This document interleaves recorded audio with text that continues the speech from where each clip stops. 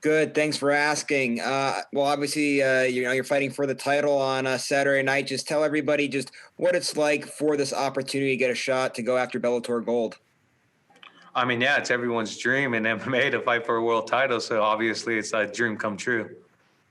And I wanted to ask you about TJ Dillashaw. I know he's been very helpful to you in the past. Has he helped you prepare for this fight, and will he be in your corner like he has been for the past? Well, yeah, he's my teammate, and we've known each other for quite some years now, and we've been able to help each other throughout each other's camps. So yeah, of course he's been helping me out. There's no reason why he wouldn't be, and we've just been getting better together. And yes, he'll be in my corner. And then just the final thing for me, you fought at featherweight for a big chunk of your career there. What's it like cutting down this extra 10 pounds to make the bantamweight limit? Well, I think I fought more at my bantamweight division than I had at 145. But yeah, I mean, it's an opportunity to keep growing and setting yourself different in the sport of MMA. I fight at 145, 155, 135. It doesn't matter. I just want the best opponent out there at the time and put on a great performance for fans. Next question goes to Gareth Davies. Hi, Juan. Good evening. How are you from London? What's up, brother? I'm doing good. How you doing? I'm very well. You're looking very lean and mean, I must say. And you've got that brilliant hat on as usual. Can I ask you, I get the sense with you, that at bantamweight, you're actually sharper, you're meaner, you're moodier. And yeah, exactly. And that it suits you to go down in that weight. Yeah, I mean, I love every challenge that comes up. 135 is quite a challenge. Everything's a lot more fine print. You have to be a lot more strict, a lot more rigorous with your training. You have to be precise on your diet. And so everything is like zoned in. You're more in tune with your body. I mean, I wish everyone could experience what I'm going through, just because overall well-being, it brings spirituality, something different in you. And sometimes you're fasting and you go to these training camps fasting, and it brings your focus in, and like just everything about it is a different aura around it. And I love it. I love the challenge, and it's brought back a new fire in me. Lovely.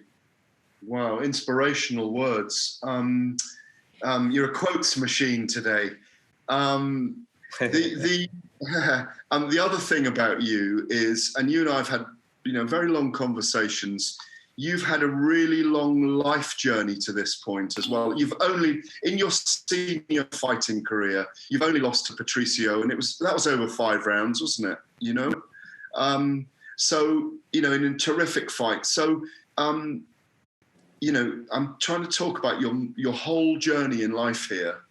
And I want you to answer in that way what it really means. I know it's a dream come true, but you have fought so hard in your life. And I know this from talking to you. You have fought so hard in your life to get to this point, and hold the gold. Yeah, I mean, going through this journey in life is crazy, man. You go through the highest highs, you go through the lowest lows. You're faced with adversity, but through every low in my life, I've always had great success after, whether that's spending time in jail and prison and wondering how'd you end up here, and then going on different journey, traveling again. And I mean, shoot, not even seeing a tree in a year, and then going on these different journeys, and you're able to see different countries, and then, having great success through that, and having a family, and going through, financial struggle, and then boom, all of a sudden you have financial gain, fighting for a world title, you lose it. And then here I am again fighting for a world title, which I know in my heart this time is going to be different. The outcome's going to be different. And for me, like experiencing that and going through that type of journey, like you appreciate it more. You're able to understand what people that haven't gone through this journey or hadn't had the opportunity to fight for a world title have experienced. Hence my teammate Cub Swanson, like I can't say I don't know what it's like for him as a fighter, because I've been blessed with better opportunities in my MMA career than he has, and he's had better runs than me in MMA. He's been able to stack up huge knockouts and be on a huge fight win streak and never get that opportunity. And for me, coming off a loss, then coming off a good win, and then I'm right back in the title mix. That's true belief in an organization, and me believing in an organization that has my back, and to give me this opportunity to step in, even though I haven't fought at this weight class in a year, but they believe in me because they've shown that I've fought at different weight classes. I'm a competitor. I'm one of the best guys in their organizations that they had at any weight class I could fight and show that. And so to me, it shows appreciation from the organization that makes me want to go out there Saturday night and do my damnedest to win and be a representative of Bellator MMA, so I could bring that back to Spain and bring it back for the Spanish people, because that's my true calling in this sport, is bringing MMA, a big organization like Bellator, into MMA, and defending a world title there is going to be priceless. The words of a champion, and you sound completely on point. It's a pleasure to see you, even though you can't see us, and an absolute pleasure to speak to you. Thanks, Juan. Go get the job done, brother. Thank you, buddy. I appreciate it. Steve? All right, Juan, thank you for the time as always. And your previous title opportunity has already been mentioned by several people. So I want to get your thoughts, how you compare Patrick Mix to Patricio Pitbull in their relative skill sets going into this title fight. Yeah, I mean, with Patricio Pitbull, you have an all-around awesome MMA fighter. He's one of the best in the organization. He's not only a knockout artist, but he's a submission artist. He's great at defending takedowns. He's great at getting takedowns. He's great at establishing range and being a counter attacker and being first on the attack and being an aggressive attacker. And so you have all these highlight reels of Patricio that you could see in a fighter, and it makes it for a lot dangerous of a fight. A guy like Patrick Mix, whose confidence level is at all-time high right now. He's believes in himself more than he could ever right now. He's, beat guys like Ben Haas, guys like the guy in Japan. I'm sorry, I'm drawing a blank. Mizugaoki. I'm sorry, I forgot his name, but he's beaten some good guys starting off young in his MMA career. And for a guy like that to be fighting and seeing his specialty, but not really seeing too much development on his feet and the nervousness he has on his feet, or if he could go the 5 rounds of a guy constantly in your face, I see some holes there that I'm hopefully able to exploit come that night. And I see him very good at one thing, and that's jiu-jitsu, and that's going to be his strength. And but me, I've grew up wrestling my whole life. I'm a scrambler wrestler. I get in those type of mixes all the time, and I'm going to exploit some of his weaknesses he has come Saturday night. Yeah, I think Yuki Matoya was the fighter you were thinking of. Yes, I'm sorry. Thank you. No, that's yeah, Yuki. But as far as you talked about aggression and how Patricio is great at establishing that range and being the first to strike, do you feel like that in itself, that loss was a teaching experience that now in this fight with Mix, you're going to be the first to draw the trigger and fire?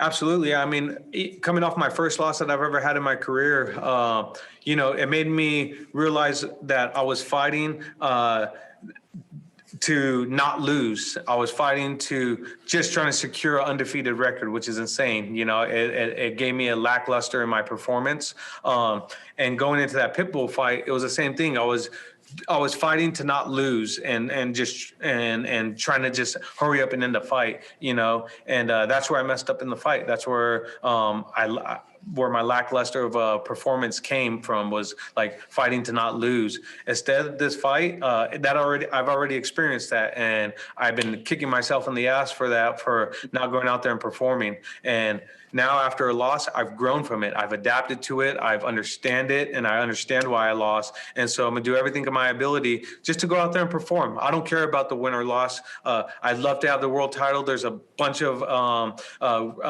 great prizes that come after. But if I don't perform, then I'm going to lose. I already know that. So if I go out there and I perform and do everything in my ability to perform, I know that the win and loss is going to take care of itself. All right. Well, we look forward to a great performance Saturday. Thank you. Thank you.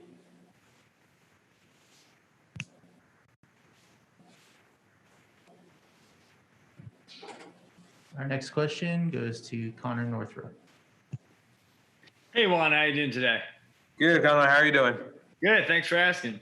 Nice. One thing I just want to talk to you about too is I know you were a part of the Kingdom show, and that show's obviously kind of been back on Netflix too. I mean, what's it been like kind of seeing the resurgence of that during this time where, just days away from the title?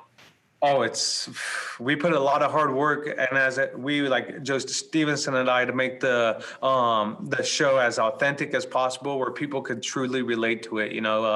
Trying to give our life stories and being able to see our life stories play out in some of the scenes and Kingdom was a blessing. And then to be part of it, and I fight out of Navy Street to this day. That's why you'll hear them say fighting out of Navy Street, Venice Beach, California. A crazy story was after the first season, I met the writer of the show. His name's Byron Belasco. Joe Stevenson introduced me to him. He's like, hey, this is my fighter, da-da-da. He's like, oh, I know you from somewhere. And I was like, oh, I don't think we have ever met. He's like, no, but I know you. And then the next day he shows me a video, and it was my first fight. He's like, dude, this was the first MMA fight I've ever been to. And I watched your first fight. And he's like, it gave me so much inspiration on what I want a fight scene to look like, because I got dropped in the first 30 seconds. He was sitting in between my family. They're just going crazy because they're fight fanatics and are just combat fanatics in general, and he got the whole every different type of feeling that he wanted to feel from a crowd, from a fight, and he was like, dude, it was awesome. And I was like, well, thanks, man, I appreciate it. And then Joe Stevenson, man of great ideas, he said, hey, I have an idea, like, why doesn't, if it's okay with you, let Juan fight out of Navy Street the rest of his career? He's like, dude, would you do that? And I was like, yeah, absolutely. I don't mind fighting out of Navy Street. I would love to. And then the next season and the season after, he let me, actually wrote me a character in the show. And when Joe Stevenson was fighting on The Ultimate Fighter, I stepped in for the MMA consultant on the show. So it was an awesome experience. And then I was driving between that and The Ultimate Fighter and back and forth. And so, dealing with the in-betweens, and it was just an awesome opportunity to have, and I was truly blessed to go through that experience. Well, hopefully they bring that show back, and then you can have the title on the show.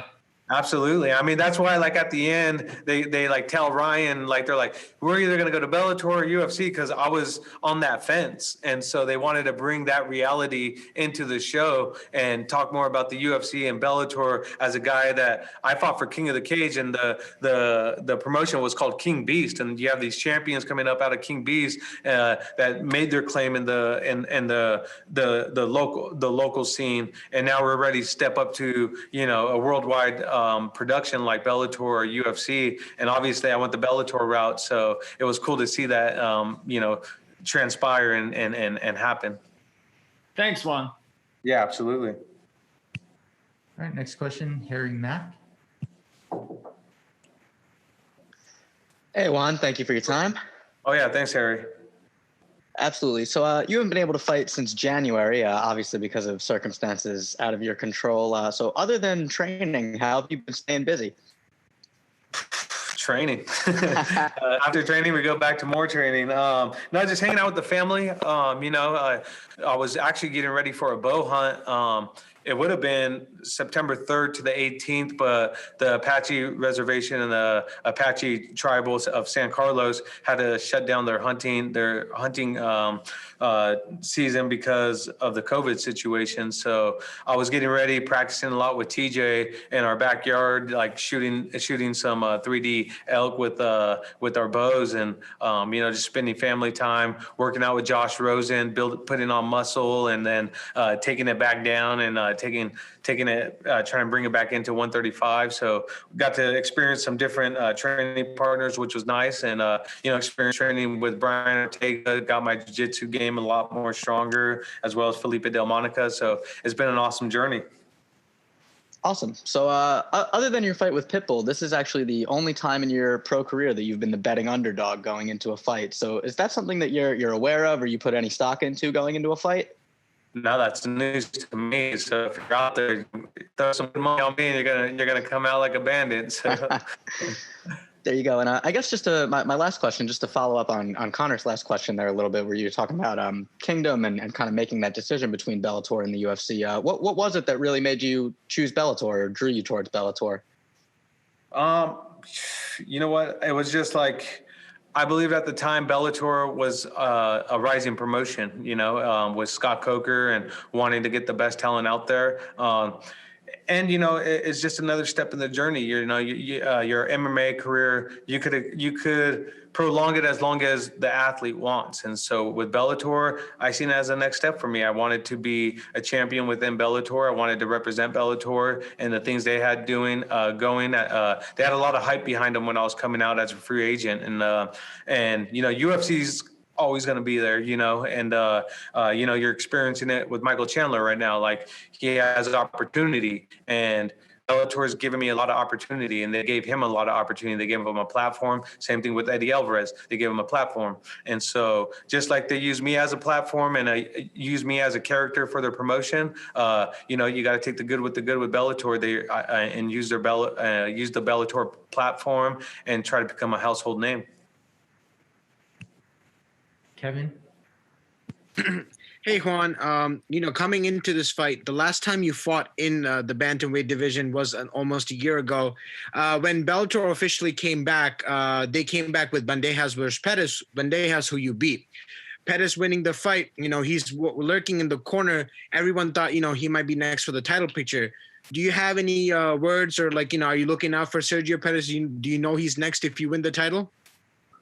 Well, I think Scott Coker said if Horiguchi is ready to go, he's going to obviously have the first rights to a title fight, which is respectable and honorable for whoever wins the title to take, because he relinquished it. He didn't hold up the division. So if Horiguchi's ready, he stakes claim to the first and foremost title fight. But if he's not, Sergio Perez was originally who I wanted to fight for this. I thought was going to be a bigger draw for this fight, for this championship. But, I'm not a promoter. I'm not a matchmaker. And so obviously they went with Patchy Mix and myself, because it could have been Patchy Mix and Sergio Perez as well. And me left to fight Bandejas again, or someone else, because they've been signing a lot of the 135ers. So, I do see him as the next title fight contention if Horiguchi is not ready. Another question is, going into this fight, are you looking into stopping Patchy Mix's ground game and keep the fight standing, or do you welcome him to the ground? At this time right now, I'm a true rounded MMA fighter, and I'll go wherever this fight takes me, whether it be on the ground, whether it be standing. That's the difference about me as a fighter. I'm well-rounded. I'm able to, as you can see when I fought Pitbull, I'm able to stand and bang and trade. I'm able to, as you've seen me fight Corrales, outpoint someone. Or, when I fought who was the guy? William Joplin, take it to the ground and do ground and pound. Like, I'm a well-rounded MMA fighter. I'm not scared of any of my talents that I have, and I'm 100% ready for wherever this fight goes. All right, our last question goes to Rick Sanchez. Your line is live. Hello. What's up? Question in Spanish. Tú dijiste una vez, tú que traí la peleas de artes marciales allá en España. ¿Cómo sientes para las personas ahí en España que tú eres la campeón para la gente? Ahí. Lo siento, mi español es muy mal, and I need to practice it more. So I need. Okay, I'll say in English. Okay. You said to bring the fights in Spain. How does it feel like for people in Spain to look at you as a role model, as the people's champion over there? Yeah, I've been going out there and been practicing my Spanish, and it takes me a while to adapt to it, just like fighting. And so going out there, representing Bellator and running, clinics and seminars for them to understand MMA has been a journey and has been awesome. I've been welcomed out there as a brother in Spain. And, it's awesome. I know if I win this title, when I win this title, and I'm going to bring it to Spain and I'm going to defend it. And that's what we're looking forward to do, and give them opportunity, give them praise, and have the next up and comers in Spain to show that the Spanish people are fighters. The Spanish people are conquistadors still at heart, and they just need opportunity. They need the chance to prove that, just like the Irish got to prove their stake. And as soon as I bring this title home and bring it to Spain and bring a Bellator event out there, people are going to see why the Spanish are conquistadors, why they're the real fighters, and it's going to come very soon. This fight's more than me. It's for the Spanish people.